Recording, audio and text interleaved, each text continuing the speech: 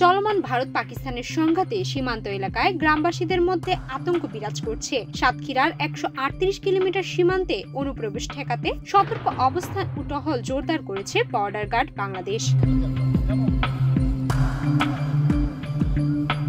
সরজমিনে দেখা গেছে বিজিবির ৩৩ ব্যাটালিয়ন ১৩৮ কিলোমিটার সীমান্ত জুড়ে সীমান্ত সুরক্ষা ও আধিপত্য বিস্তার জোরদার করছে।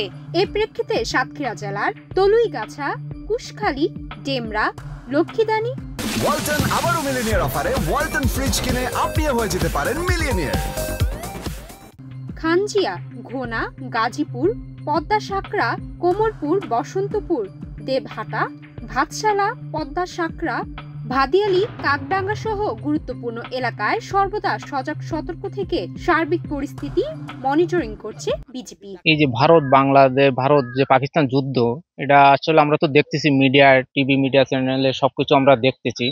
আসলে আমরা এই যে সাতক্ষীরা জেলা স্থলবন্দর যে ভারত সীমানা বর্ডার, বিভিন্ন স্থান থেকে যে আমরা দেখছি আসছি, কিন্তু আমরা একটা আতঙ্কের ভিতরে আছি। তারপরেও যে আমাদের বিজেপি মোতায়েন আছে, এরা খুব সুন্দরভাবে পরিবেশ করতেছে, মেনটেন করতেছে। ওই ভারত পাকিস্তানের যুদ্ধ করেছে, আমরা এই আতঙ্কে মেরি রয়েছি।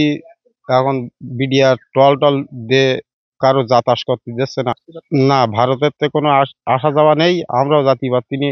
আমরা ভারত পাকিস্তান যে যুদ্ধ হচ্ছে, এই যুদ্ধ নিয়ে আমরা সাতক্ষীরা ভুমরাবাসী আমরা খুব আতঙ্কিত।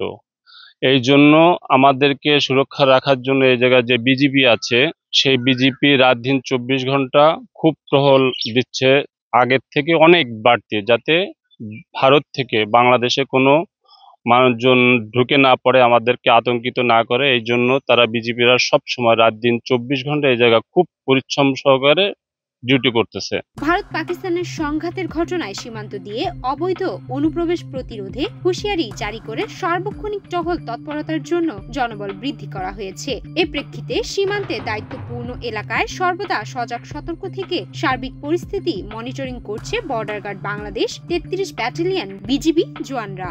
পরবর্তী আমরা গাজীপুর যাবো, আমরা এখান থেকে আবার ঘুরে এখান থেকে আবার আমরা আসবো, আমাদের সার্বক্ষণিক আমরা এখানে আমাদের কাজ হবে। বুঝতে পারছি সবাই? টহল তৎপরতা আমরা এইভাবে বৃদ্ধি করাবো, ঠিক আছে? সীমান্ত দিয়ে অবৈধ অনুপ্রবেশ প্রতিরোধে হুঁশিয়ারি জারি করা হয়েছে। ওই সীমান্তে জোরালো গোয়েন্দা নজরদারি বৃদ্ধি করা হয়েছে। সুমাইয়া মিতু, বাংলাদেশ প্রতিদিন।